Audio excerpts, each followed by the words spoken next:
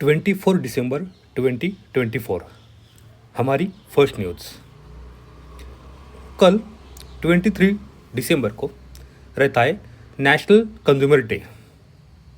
तब हमारी union food and consumer affair ministry ने कुछ ऐप लॉन्च किए, कुछ डैशबोर्ड। जागो ग्राहक जागो ऐप, जागृति ऐप एंड जागृति डैशबोर्ड। हमें प्रोटेक्ट करना है कंज्यूमर को from dark pattern on internet. क्या होता है डार्क पैटर्न ऑन इंटरनेट पे? आपको चीज़ एक दिखाई जाती है, बेची दूसरी जाती है, उसके क्वालिटी का इशू हो जाता है। साथ ही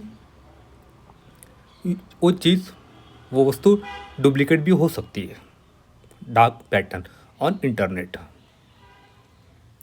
अब चलेंगे आगे। फिल्म मेकर श्याम बेनेगल जी आज हमारे बीच नहीं रहे। उनका जो कंट्रीब्यूशन है इंडियन मूवी में, स्पेशली पैरेलल सिनेमा में, काफ़ी इम्पोर्टेंट है। क्या होता है पैरेलल सिनेमा? ये GS1 में कल्चर में सीधा क्वेश्चन पूछा जा सकता है। Parallel cinema, their achievement. Shyam Benegal ji, इनकी जो फिल्म है अंकुर, निशांत, मंडी, मंथन, जुबेदा, इन्होंने एग्जामिन किया है जो हमारे सोसाइटी की फॉल्टी लाइन्स है। उन्होंने बहुत सारे इशू पे टैकल किया है, जैसे फ्यूडलिज्म, कास्ट एंड वुमनसिफेशन। ये हमारे लिए काफ़ी इम्पोर्टेंट बन जाता है। इनकी 2 सीरियल भारत में आप कौन सी भी एग्ज़ाम की तैयारी कर रहे हो, उन्होंने देखनी चाहिए एस्पिरेंट ने। भारत एक खोज एंड संविधान। अब चलते आगे। इनसे मिले ये है डोडो, लेकिन दुख की बात है रियल लाइफ में हम इनसे नहीं मिल सकते, क्योंकि 1681 में ये दुनिया को छोड़ के चले गए। सारे के सारे एक्सटिंक्ट हो गए, क्योंकि इनका इंटरेक्शन हुआ था वुमन के साथ ही एक्सपोजर हो गया था डिप्लेटिंग फॉरेस्ट के लिए। डोडो ओरिजिनली ग्रे होते या फिर ब्राउन प्लूमेज के होते। लास्ट टाइम डोडो को मॉरिशस में देखा गया था, जो मॉरिशस का इम्पोर्टेंट बर्ड है। साथ ही उनके नेशनल एम्बलम में वो मौजूद है डोडो। आप चलेंगे आगे। ये न्यूज़ हमारे लिए काफ़ी इम्पोर्टेंट है। प्रीलिम पैक्ट कुछ पॉइंट मिलते हैं, इनडायरेक्टली मेंस में हम ये इशू लिख सकते हैं। हमारी इंटीग्रेटेड जुडिशल सिस्टम है, उसका एक क्लियर आता है प्रिजन में काफ़ी इशू होते हैं। अगर प्रिजन का क्वेश्चन आता है GS2 में, इथिक्स में, केस स्टडी में, तो हम डेफिनेटली ये पॉइंट वहाँ यूज करेंगे। परिवार मुलाकात, फैमिली विजिट प्रोग्राम।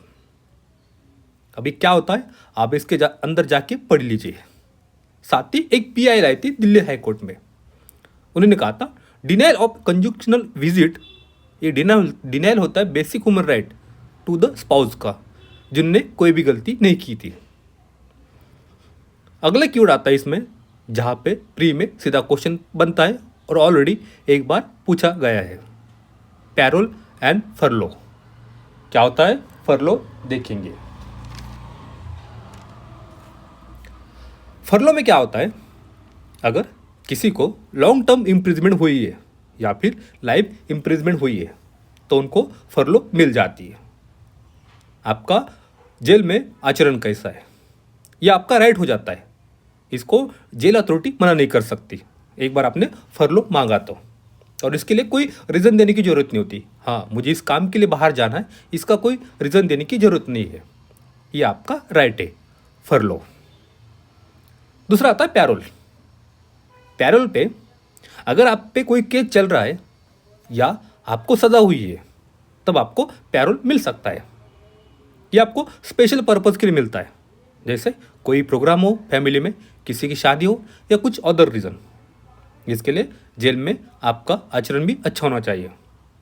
ये आपका राइट नहीं है, जेल अथॉरिटी आपको पैरोल के लिए मना भी कर सकती है। अब चलेंगे आगे। यह आर्टिकल हमारे लिए काफ़ी इम्पोर्टेंट है। GS4 में इथिक्स में, साथ ही GS2 में हमारे ब्यूरोक्रेसी पे ये क्वेश्चन बनता है। क्या है देखते हैं। इंडिया स्टील फ्रेम, भारत की स्टील फ्रेम। हमारे गवर्नेंस के सामने ढेर सारे चैलेंजेस है। हमें डिमांड है अर्जेंट रिफॉर्म की टू मॉडर्नाइज हमारी ब्यूरोक्रेसी। हमारी कंट्री की जो इकोनॉमिक स्टोरी रही है वो 2 पिलर पे खड़ी है। एक अच्छी बात है, एक खराब बात है। हमने सिग्निफिकेंट स्ट्राइड किया है हमारे ग्रोथ में एंड इनोवेशन में, लेकिन हमारे सामने ढेर सारे चैलेंजेस आए, इश्यूज आए। इनकम इनइक्वलिटी, हमने अंडर इन्वेस्टमेंट किया है हमारे क्रिटिकल सेक्टर में, साथ ही ब्यूरोक्रेटिक इनएफिशिएंसी। हमारी जो आईएएस एडमिनिस्ट्रेशन है ये हमारे गवर्नेंस का काफ़ी भार अपने कंधे पे लेके चलते हैं, लेकिन उसके सामने काफ़ी चैलेंजेस है विद इन आईएएस में, साथ ही वाइडर ब्यूरोक्रेसी में। ये हाईलाइट करता है हमें नीड है एडमिनिस्ट्रेटिव रिफॉर्म की। हमें अनलॉक करना है हमारे इकोनॉमिक पोटेंशियल को। स्टील फ्रेम, इसका जो ओरिजिन है ये आता है कॉलोनियल पीरियड में, इंडियन सिविल सर्विसेज में। पोस्ट इंडिपेंडेंस के बाद ये बैकबोन बन गया था हमारे एडमिनिस्ट्रेटिव मशीनरी का। जो ऑफिसर होते हैं ये पाइवटल रोल प्ले करते हैं हमारे गवर्नेंस में, लेकिन ये जो लीगेसी है उसके साथ चैलेंजेस भी है। Political interference, lack of specialization, outdated personnel practices gradually erode हो जाती है इनकी इफेक्टिवनेस को। क्या क्या इशू है देखते हैं। फर्स्ट आता है पॉलिटिजाइजेशन ऑफ आईएएस। आपका फ्रीक्वेंट ट्रांसफर हो जाता है, सस्पेंशन हो जाता है या फिर प्रमोशन हो जाता है। इसके लिए आईएएस ऑफिसर इन्फ्लुएंस करते अपने पॉलिटिकल लीडरशिप को। उनका जो होता है प्रमोशन रैदर देन मेरिट, तो इस वजह से उनका अंडरमाइन होता है मोरल एंड प्रोफेशनलिज्म को। सेकंड आता है officer struggle to develop domain expertise, क्योंकि आज जो हेल्थ डिपार्टमेंट होते कल डिफेंस में चल जाते, परसों एग्रीकल्चर में आ जाते। इस वजह से वो कोई भी एक क्षेत्र में अपना डोमेन एक्सपर्टीज नहीं बन पाते due to frequent rotation relation across department. इस वजह से वो प्रिवेंट हो जाते बिकमिंग इफेक्टिव पॉलिसी स्पेशलिस्ट के लिए। ये एक इंक्रीजिंगली कॉम्प्लेक्स गवर्नर लैंडस्केप के सामने। थर्ड आता है करप्शन एंड इनएफिशिएंसी, ये ब्लेक कर जाता है हमारे ब्यूरोक्रेसी को। वर्ल्ड बैंक मेजर करता है आपके गवर्नमेंट की इफेक्टिवनेस को। उन्होंने इंडिया की रैंक को मॉडरेटली दिखाया है, ज़्यादा अच्छी भी नहीं है, ज़्यादा खराब भी नहीं। रिफ्लेक्ट करता है poor quality of policy implementation, साथ ही एडमिनिस्ट्रेटिव इंडिपेंडेंस को। फोर्थ आता है एग्जीक्यूटिव लेड गवर्नेंस। हमारे पास सेंट्रलाइज डिसीजन मेकिंग है, इसके मिक्स रिजल्ट आ जाते हैं, एक अच्छा एक बुरा। अच्छी बात है, इस वजह से फैसिलिटेट हो जाता है रैपिड इकोनॉमिक रिफॉर्म को, साथ ही इंफ्रास्ट्रक्चर डेवलपमेंट हो जाता है। लेकिन ये लेके आता है बॉटलनेक्स इन पॉलिसी इम्प्लीमेंटेशन में, साथ ही लैक ऑफ अकाउंटेबिलिटी बन जाती है, क्योंकि सेंट्रल पे पॉलिसी बनती है, ग्राउंड पे पॉलिसी इम्प्लीमेंट हो जाती है। ऑप्टन साइडलाइन कर जाता है ब्यूरोक्रेटिक इनसाइट को, साथ ही एक्सपर्टाइज को। तो इस वजह से उनकी जो एबिलिटी होती है काम करने की, पॉलिसी एग्जीक्यूट करने की, वो रिड्यूस हो जाती है। हमें चाहिए एडमिनिस्ट्रेटिव रिफॉर्म्स। आफ्टर इंडिपेंडेंस ढेर सारे कमीशन बॉडीज इस पर बनाए गए थे, कमिटी भी। हम देखेंगे ARC-1 1966, जिन्होंने बात कही थी नीड फॉर स्पेशलाइजेशन की, अकाउंटेबिलिटी की, साथ ही मेरिट बेस्ड प्रमोशन की।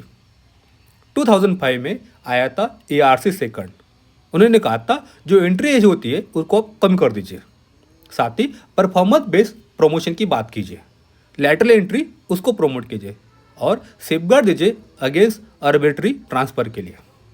तभी भी इतने सारे जो रिकमेंडेशन है अभी भी पूरी तरह इम्प्लीमेंट नहीं हुए, क्योंकि ये स्टॉल हो जाते बाय ब्यूरोक्रेटिक इनर्शिया, साथ ही पॉलिटिकल रेसिस्टेंट की वजह से।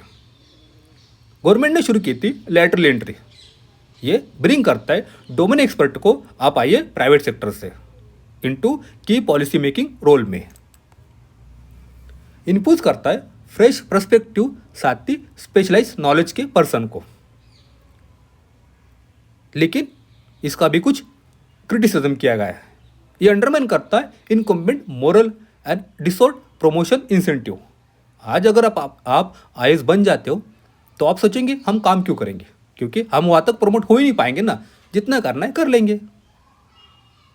इस वजह से ये रुक जाता है प्रमोशन इंसेंटिव को। ये लैक ऑफ रिजर्वेशन दे जाता है हमारे मार्जिनलाइज ग्रुप को। एससी एसटी इनको यहाँ पे कोई रिजर्वेशन नहीं मिलता। यूएस में एक डिपार्टमेंट है, डिपार्टमेंट ऑफ गवर्नमेंट इफिशिएंसी। इनका एम है टू स्ट्रीमलाइन करना गवर्नमेंट ऑपरेशन को, रिड्यूस करना इन इफिशिएंसी, साथ ही एलिमिनेट करना रिडंडेंट एजेंसीज को। हमें भी चाहिए ऐसी सिमिलर बॉडी जो हेल्प करेंगी इंडिया को identify inefficiency within civil services. हम प्रमोट करेंगे डाटा ड्राइवन डिसीजन मेकिंग, साथ ही डेवलप करेंगे metrics to assess bureaucratic performance. आपका काम कैसा है ये हम एसेस करेंगे। लेकिन रिफॉर्म के सामने कुछ चैलेंजेस आते हैं। जो आईएएस है ये रिमेन डीपली हमारे गवर्नेंस स्ट्रक्चर में अंदर तक फंस चुके हैं। Lateral entry, performance based promotion, specialize training face हो जाता है, resistance from within services. Bureaucrat भी इसको मना कर देते हैं, जहाँ पे seniority based progression and generous approach are deeply institutionalize. Second आता है पॉलिटिकल इंटरफेरेंस, जो कॉम्प्लिकेट करता है हमारे रिफॉर्म इफेक्ट्स को। थर्ड आता है प्रोपोजल आया था सिविल सर्विस स्टैंडर्ड का, साथ ही परफॉर्मेंस एंड अकाउंटेबिलिटी बिल 2010 में, जो प्रोटेक्ट करता है ब्यूरोक्रेट को फ्रॉम आर्बिट्री ट्रांसफर से। लेकिन इस पे अभी भी कोई भी लॉ बना नहीं, ये बिल अभी भी अटके हुए हैं। Judicial intervention, fourth point, supreme court ने 2030 में डायरेक्शन दिया था आप बनाए सिविल सर्विस बोर्ड, लेकिन अभी भी इसके जो इम्पैक्ट है लिमिटेड रहे, क्योंकि इनका कोई इन्फोर्समेंट हुआ नहीं है। राइटर ने कुछ वे फॉरवर्ड दिया है। उन्होंने कहा है हमें चाहिए मल्टी फैसेटेड अप्रोच जो एडमिनिस्ट्रेटिव रिफॉर्म को, हमारे वाइटल एड्रेस को चैलेंज करेगा, उसको सॉल्व करेगा। सेकंड आता है रिक्रूटमेंट पे, must prioritise merit and domain expertise पे। Promotion tied to measurable performance rather than seniority. आपने कितने साल काम किया है, इससे बेटर है आपका काम कैसा है, इस पे हम आपको प्रमोशन दे देंगे। प्रोटेक्ट करना है ब्यूरोक्रेट को फ्रॉम पॉलिटिकल मोटिवेटेड ट्रांसफर से। फिफ्थ आता है फोस्टरिंग स्पेशलाइजेशन, उस वजह से ब्यूरोक्रेट की अकाउंटेबिलिटी एंड इफिशिएंसी इन्हांस हो जाएंगी। गवर्नमेंट को चाहिए आप बनाए रोबस्ट डाटा इंफ्रास्ट्रक्चर को, जो ट्रैक करेगा ब्यूरोक्रेटिक परफॉर्मेंस को। इनेबल रहेंगे हमारे inform decision on placement, promotion and policy implementation के लिए। यह आर्टिकल काफ़ी इंपॉर्टेंट था। अब चलेंगे आगे।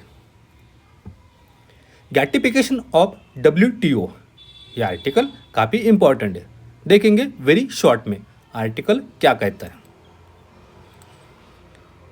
वर्ल्ड वॉर 2 के बाद हमने गैट को बनाया था। 1995 में हमने उसको रिप्लेस करके WTO बनाया।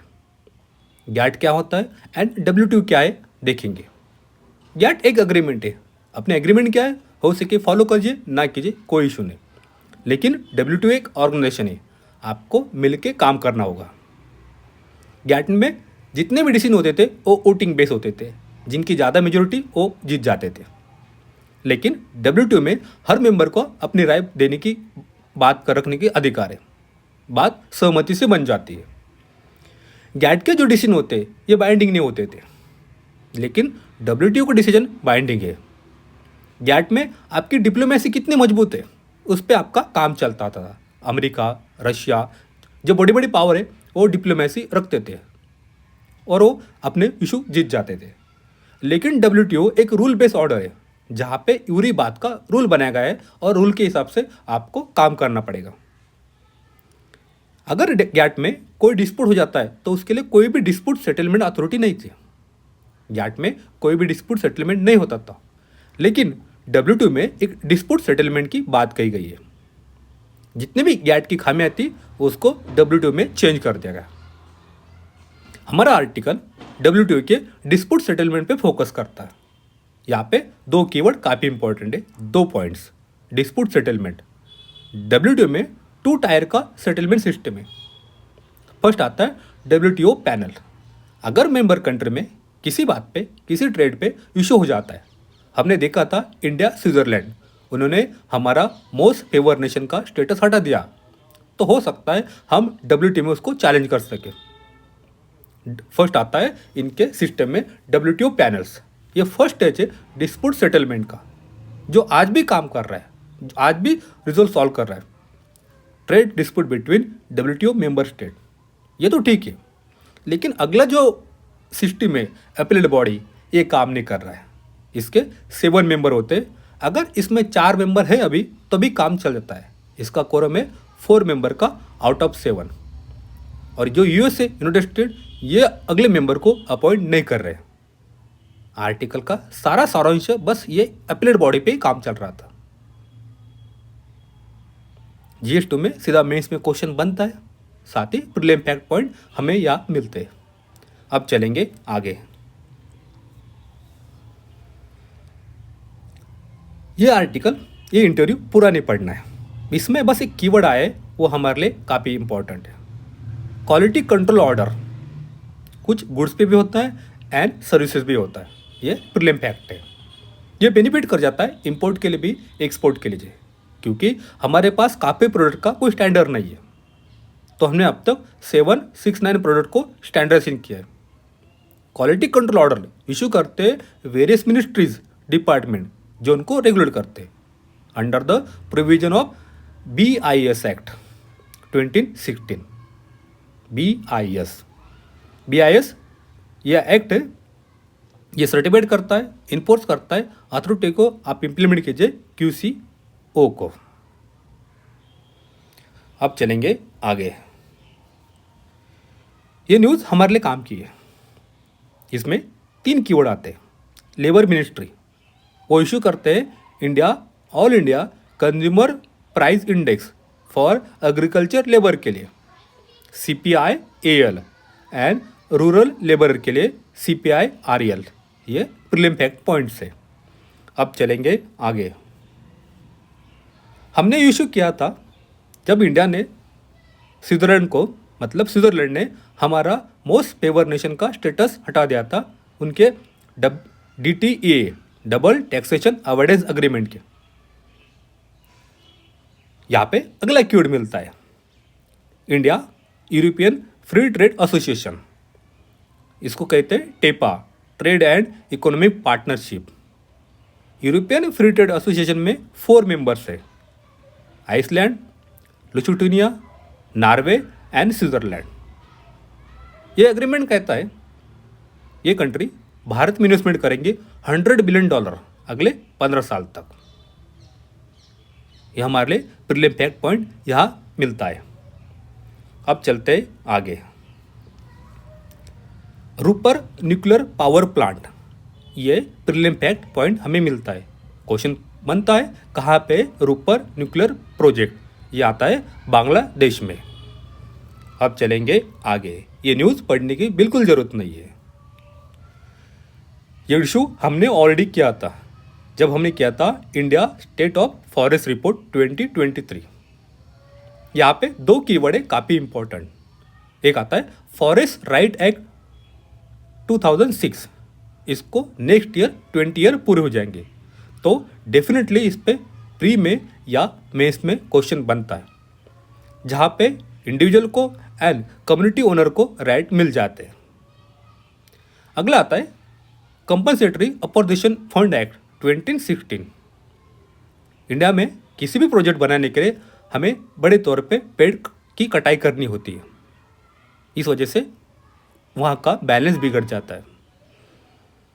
तो हमने सोचा एक फंड बनाएंगे और जितने भी आपने पेड़ काटे उसके हिसाब से आप इस फंड में पैसा कंट्रीब्यूट कीजिए, मनी को। तो ये फंड बनता है नेशनल लेवल पे, स्टेट लेवल पे, एक अथॉरिटी होती है। तो इसी को पकड़ के 2019 में एक क्वेश्चन आया था प्रीलिम में, क्या है देखते हैं। कंपनसेटरी अपोजिशन फंड एक्ट 2016, ये जो लॉ है इसमें बनता है compensatory opposition fund management and planning authority, ये नेशनल लेवल पे भी होती है एंड स्टेट लेवल पे भी होती है। ये बात बिल्कुल सही है। साथ ही अगला स्टेटमेंट कहता है पीपल का पार्टिसिपेशन मैंडेटरी है। नहीं, हम मैंडेटरी नहीं कर सकते किसी को किसी भी चीज़ के लिए इस प्रोग्राम में। तो स्टेटमेंट 1 सही हो जाता है। हो सके 2025 में प्री में या मेंस में इस पे क्वेश्चन बन जाए। आज के लिए इतना ही है। पढ़ते रहिए, बढ़ते रहिए। Thank you.